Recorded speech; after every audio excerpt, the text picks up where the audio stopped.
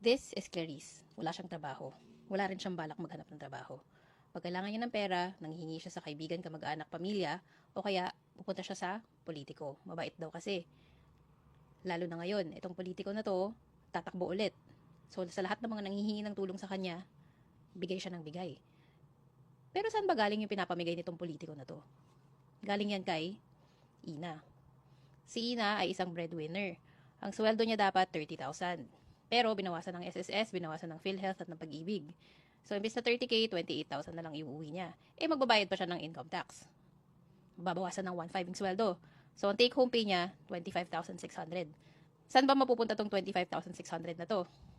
Di pambayad ng Meralco, Maynilad, pambili ng grocery, pambayad ng gas at kung ano-ano pa. So, yung 12% ng salary ni Ina na 3K ay mapupunta din sa gobyerno. So, 3K plus 1,500, 4,500. Isama pa natin to kunyari. So, ang total nitong lahat ng deduction, 6,400.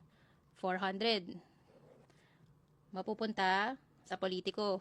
Itong politiko na to, imbis na gamitin yung pera for education, infrastructure, or programs na makakatulong sana sa dependents ni Ina, kapatid niya na nag-aaral pa, parents niya na walang retirement plan, gagamitin ng politiko pambigay na ayuda kay Clarice kasi wala siyang trabaho.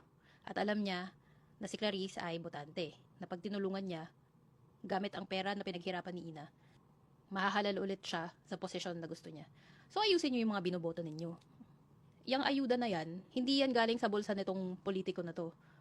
Ang kinukuhanan ninyo ng pera ay yung nananahimik na breadwinner, trabaho ng trabaho araw-araw, imbis na itong 6,400 na to ay mabigay niya sa pamilya niya na pupunta sa tao na kagaya ni Clarice.